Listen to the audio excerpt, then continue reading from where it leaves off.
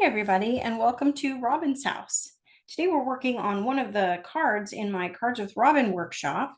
This one is featuring the I Want Candy paper, and I just want to do a real quick and dirty how to create these 3 squares. So it's super easy. So I use my spiced marmalade distress oxide for this one with it says you're a treat. You can stamp it before or after you distress it. It's really no difference, but I kind of started off the page.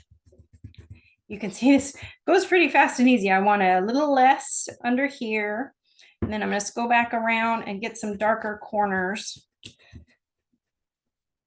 But the idea is when you set it down on your paper, you kind of blend it real easy right into that background. So that one's already done. And then this middle one, I use my mustard seed instead. What I did on that one was I just took it and just ran right up the center.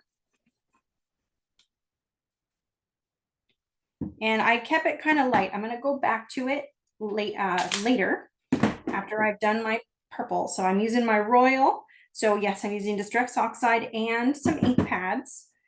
And I'm going to try to get the darkest in the corner. So I'm also starting off the page. I don't want to end up with my brush marks taking over the thing, but I'm going to need a little bit more ink.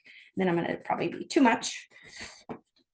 But I want to blend it a little. I want to try to keep my purple out of that yellow because it kind of turns brown. But I also want to get some purple on those corners. So I'll try the other side. And see what happens when you drag too much ink in the middle. You get a nice line, and I don't want a nice line. But hopefully I can blend that out, especially when I add some of the yellow in. But also, if you're unhappy with it, it's super easy. Turn it over and start again. Okay, let's see what happens if I add some yellow back in here. We can get our thing back. There we go.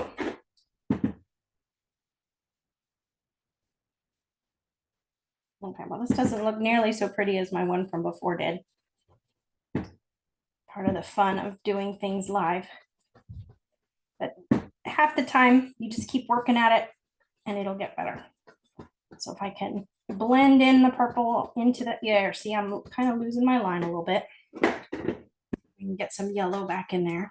The nice thing about the Distress Oxides is they're pretty thick.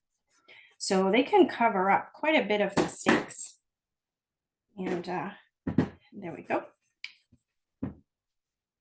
So that's the basics, just a little less ink. And then the same thing, we just did it on the other side, only without the yellow. So again, try to keep the darkness to the edges and the transitions to the edges. And on this one, you're kind of trying to keep the purple out of the middle.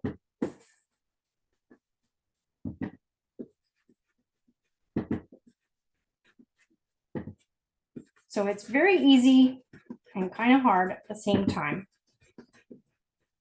But the nice thing is nobody knows what the original looked like. And you've also got some decoration hiding it. So obviously, once you get some decoration on top of this, it'll just look like a smoky, spooky background. And if you can keep yours a little lighter than mine, it'll look a lot better. But anyway, that's the basics of how you do that. Thank you so much for watching. Happy crafting.